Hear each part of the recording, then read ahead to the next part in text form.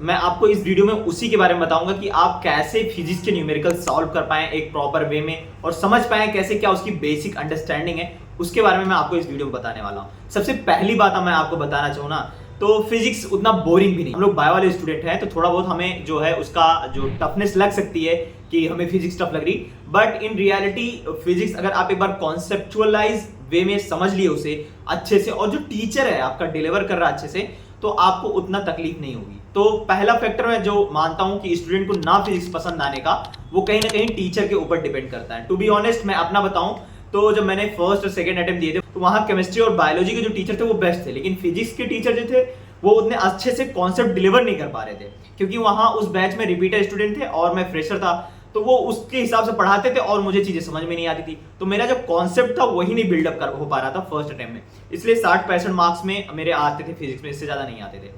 मेरा जिस साल मेरा नीट में सिलेक्शन हुआ उस साल मैं आपको बताऊं फिजिक्स में मार्क्स तो मेरे 160 मार्क्स थे।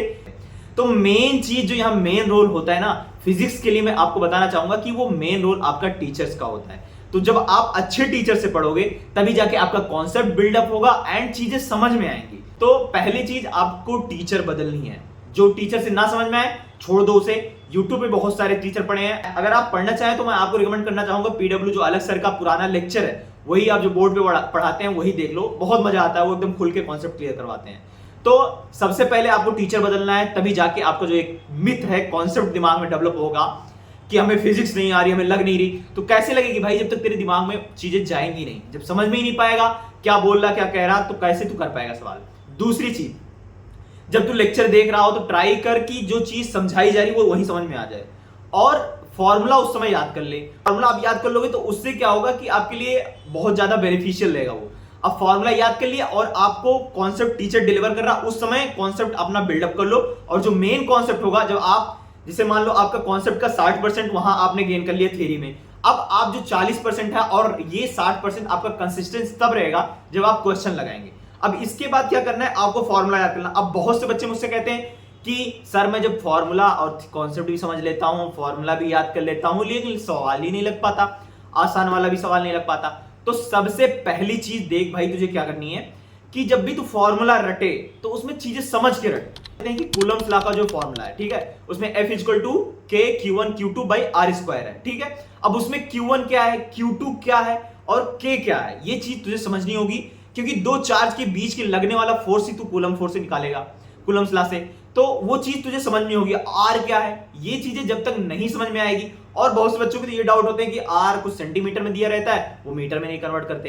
तो चीजें हर एक वे में समझनी होगी कि किस चीज पे अप्लाई है, कहीं कूलम्स में दिया है, माइक्रो कूलम्स में दिया है, इसमें कंफ्यूजन हो रही। तो तेरे को बेसिक अंडरस्टैंडिंग फर्स्ट बनानी है फॉर्मूले की, ठीक है, क्या दिया है सवाल में क्या नहीं दिया है। अब तुझे क्या करनी है, तो जो सॉल्व एग्जाम्पल है वो सॉल्व करो पहले, सबसे पहले ये करना है।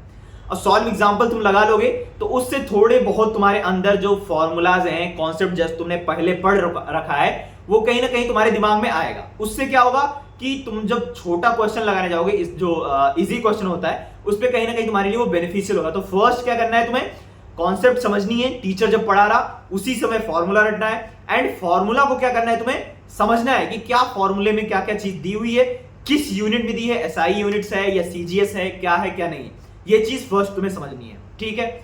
दूसरी चीज क्या करनी है तुम्हें कि जो सॉल्व एग्जांपल होते हैं वो लगानी है। अब दो चीज कर लिया तुमने, अब तुम बढ़ो जो छोटे छोटे इजीएस्ट क्वेश्चन होते हैं। अब जब इजी क्वेश्चन लगाओगे, इजी क्वेश्चन लगाने के दो बेनिफिट होते हैं, एक तो उस टॉपिक का तुम्हें फॉर्मूला पूरा याद हो जाएगा, दूसरी चीज इधर अप्लाई करना सीख जाओगे कि कहां क्या है, क्या दिया हुआ है, कैसे हमें लगाना है। उसके बाद धीरे धीरे तुम्हें मॉडरेट लेवल का क्वेश्चन लगाना है, और I will never ever recommend कि टफ क्वेश्चन लगाओ तुम, क्योंकि नीट में अभी टफ क्वेश्चन पूछ ही नहीं रहा। तो तुम्हें मॉडरेट लेवल का क्वेश्चन लगाना है और इसी क्वेश्चन को बार बार प्रैक्टिस करना है। और दोबारा, अब मान लो इतना आपने कर लिया, फर्स्ट टाइम कर लिया, माना कि पहली बार तकलीफ होती है, सबको नहीं आता है, लेकिन ग्रेजुअली जैसे इंप्रूव होगा, तो आपने जैसे इंप्रूव किया तो अब ये आपने अलग रख दिया, अब दूसरा टॉपिक पढ़ रहे हैं, तो दूसरा टॉपिक पढ़ने से पहले आप प्रीवियस टॉपिक को रिवाइज करते चलें।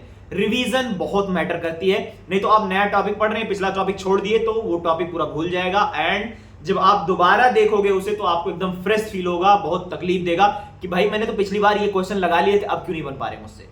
तो आपको रिवीजन, जो चीज पिछला हो गया है उसका रिवीजन बहुत जरूरी है करना, और टफ क्वेश्चन के पीछे नहीं भागना है। जितना मैं बताया हूं इतना करो। फॉर्मूला सीट एक जरूर बना लेना, फॉर्मूला सीट तुम्हें क्या होगा कि क्विक रिवीजन में मदद करेगा, बहुत कम समय में तुम ज्यादा रिवीजन कर पाओगे फॉर्मूला सीट की मदद से। एंड जब भी तुम दोबारा क्वेश्चन लगाने जाओ, एक बहुत बड़ी गलती करते हैं बच्चे और कुछ लोग बताते भी हैं, मैं ऐसा नहीं रिकमेंड करूंगा कभी भी, कि कहते हैं कि डायरेक्ट क्वेश्चन पे अटैक करो बिना रिवीजन थियरी के। ऐसा मत करो, मेरा मानना है, मैं भी नहीं करता था क्योंकि मैंने एक दो बार करा, बहुत डिमोटिवेशन फील होता था। Go for 10 to 15 minutes theory 10 से 15 मिनट्स एंड फॉर्मूला रिवाइज कर लो। उसके बाद क्वेश्चन इजी से मीडियम तक जाओ, टफ लगाने की जरूरत नहीं। तुम्हें ज्यादा गट है कि लगा सकते हो, कर सकते हो तो जाओ। मेरा मानना है कि नहीं लगाना है, जेईई मेंस के लगा सकते हो, एडवांस तक कभी नहीं लगाना, आईआईटी वाईटी ना लगाना बस। और एनसीईआरटी एग्जाम में इन टेक्स्ट क्वेश्चन लगाओ, इन सब चीजों पे कमांड बना लो। तुम्हारा फिजिक्स में सच बताऊं 150 160 मार्क्स कहीं नहीं जाएगा, क्योंकि यही सब चीज अप्लाई करके मैं 60 मार्क्स से 65 मार्क्स से 160 मार्क्स तक गया था फिजिक्स में। जो मैंने टिप्स बताया इन्हें फॉलो करो, डेफिनेटली तुम इंप्रूवमेंट देखोगे और जरूर तुम्हारा फिजिक्स का जो फोबिया है ये खत्म होगा। फर्जी का अपने माइंड में डर बना के मत रखो कि मेरा फिजिक्स से डर लगता है, मेरा फिजिक्स वीक है, ठीक है। जब तक अप्लाई नहीं करोगे तब तक कुछ नहीं होने वाला। जब तक अपने से खुद नहीं करना स्टार्ट करोगे, कि टीचर कितना भी कॉन्सेप्ट डिलीवर कर दे, कितना भी अच्छे समझा दे, नहीं कर पाओगे, कभी भी कुछ नहीं होने वाला। तो होप जितने बातें मैं बताया हूं आप अप्लाई करेंगे and definitely you will see improvement. तो ऑल द बेस्ट। एंड मेरे एग्जाम चल रहे इसलिए मैं वीडियो वगैरह नहीं डाल पा रहा हूं। किसी चीज को लेकर दिक्कत तकलीफ आए कमेंट में बोलो, अगर वहां नहीं बोल पा रहे हो तो इंस्टाग्राम में मुझे पर्सनल मैसेज कर सकते हो। बहुत से बच्चे मुझसे जुड़े हुए हैं, मैं सबको गाइड करते रहता हूं, तुम्हें भी गाइड करूंगा।